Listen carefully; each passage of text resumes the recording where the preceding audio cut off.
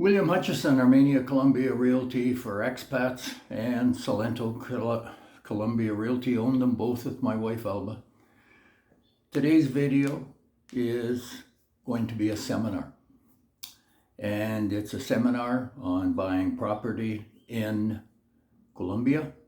And it's going to be an unashamed promotion of our two companies.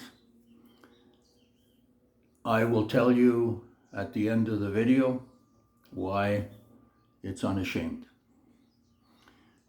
When you come here to buy, there's two things you have to be careful of. The first one is what I call the wow factor.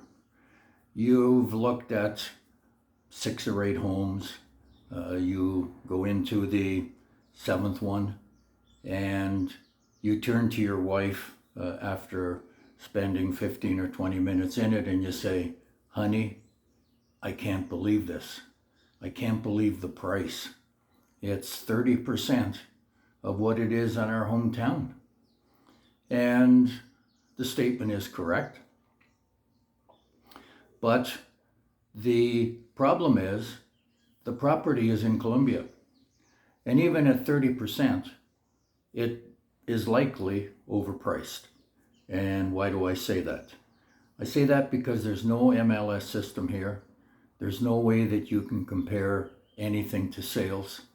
And people in Colombia have a nasty habit of overpricing their homes. I've turned down probably 5 in the last 6 or 7 months because the people want 30 or 35% more than the property's worth. So the first thing you have to be careful of is looking at places, looking at the prices. You may have been here and spent some time looking at real estate. You think you know the market, and I don't mean to be rude, but that's the extent of it. You think you know. The other situation that you have to be aware of is that there's 2 values in Colombia. There's the commercial value, which is the amount that a property sells for, but there's also the reported value that goes on the deed. And here's what happens a lot. You're sitting in front of the lawyer. They're getting ready to get the documents to the notary.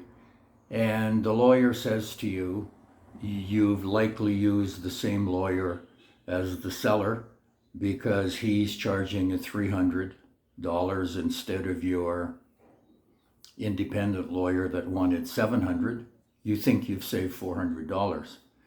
And he says to you at some point in the meeting, we're going to help Mr. and Mrs. Sanchez, Gonzalez, Rodriguez, Ramirez in this situation. We're not going to report the money that actually changed hands. We're going to report a little bit less. And you say, "Oh, yeah, that's fine with us. The second time we were out, Mrs. Gonzalez's daughter made us a coffee. We had a pan de bono or an empanada. I really like those people. They're really friendly and they were very helpful." But what's happened? The difference, and let's use American dollars. Let's say that you paid $200,000 for the home and they're reporting it as $150,000. You have just taken on the capital gains tax when you sell that the seller should be paying today. Right now, the capital gains tax is 35% if you sell within 2 years and 15% thereafter. So let's say you want to sell 8 years from now and the capital gains tax is still 15%. It could be more. I mean, it's entirely up to the government, and unless they grandfather the rate, you could be paying 20 or 25% of the difference. So you're in for 15% of $50,000 as a minimum, $7,500. This is going on, on a lot of transactions. It's been outlawed since 2018. Your first red flag should be if a lawyer has sworn an oath, which I assume they do in Colombia, to uphold the law, but he's willing to break the law, why do you want to be dealing with him?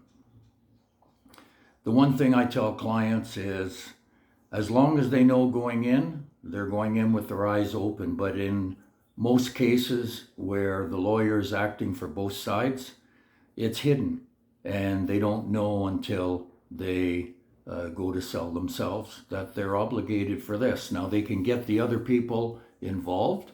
If the people 8 years from now want to continue the scam and approve of it, then you're okay.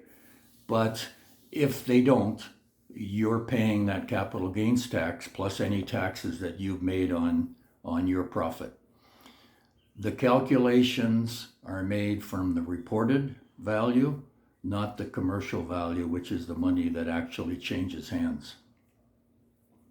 Two big things to watch out for, folks, because you can pay more upfront than a property's worth, and you can also get nailed for capital gains tax. I have people here now, clients, that it's happened to, and they're not happy about it. I had a call maybe 2 months ago from a fella asking me if I can do something about it. I can't do anything about it. Probably President Petro can't do anything about it.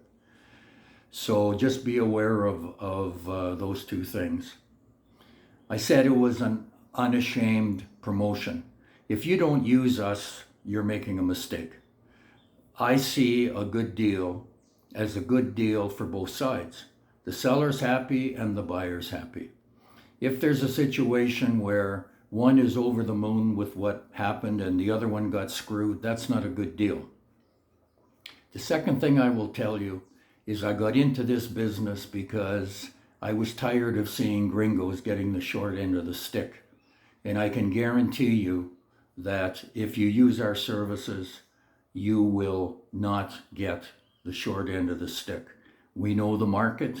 We know enough to walk away. You may not want to hear our advice, but you'll get it. And the bottom line through all of this is it costs you nothing. It's the seller.